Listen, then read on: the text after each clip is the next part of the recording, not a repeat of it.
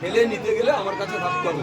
মহিলার ছেলে বাঁচানোর জন্য নীতি যা যা করার করেছে, এটা সরকার লজ্জা হওয়া উচিত যে সে নওশাদের বলে কি করে।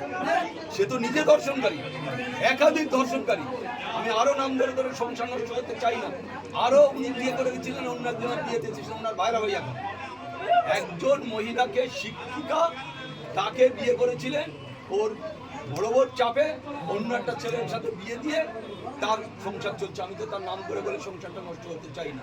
তাই এই ধরনের কাজ শওকতউল্লাহর একাধিক কাজ আছে। একাধিক মেয়েদের সাথে সুসম্পর্ক করে মেয়েদের ইজ্জত নিয়ে ছিনিমিনি খেলেছেন। তাই আমরা মনে করি এই ধরনের শওকত মোল্লা বাংলার মুখে কেন ক্যানিংয়ের মুখে যেন না থাকে, ভাঙড়ে ঢুকতে পারবে না। ক্যানিংয়ের মানুষ ওনাকে ফেলে দেখলে মুখে থুতু দেবে। উনি যে নির্দোষ আর উনি দোষ সেটা পুলিশ প্রমাণ করেছে। ওনার মোবাইল থেকে বহু তথ্য পেয়েছে। একটার পর একটা দুর্নীতি, খুন, রাহাজানি, তোলাবাজি, অত্যাচার সমস্ত কিছু পেয়েছে। আপনারা দেখেছেন পেপারে, মিডিয়াতে যে ওনার প্রচুর তথ্য ওনার মোবাইল থেকে পাওয়া গেছে। জোর বলবে না, যে দোষ করে সে কোনোদিন বলবে না আমি দোষ করেছি। উনি 100% দোষী, সেটা বাংলার মানুষ নয়, পুলিশের কাছে তার তথ্য। মঞ্চ থেকে এটা কতটা সত্য? একদম 100% সত্য, 100%। উনি থাকেন কোন কোন জায়গায়?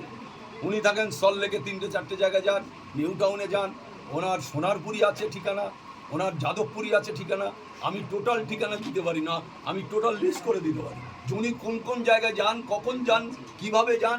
র্যাফেদের ওনার সিকিউরিটি ছিল, তাদের রেখে উনি ওনার গাড়ি চালিয়ে চলে যান।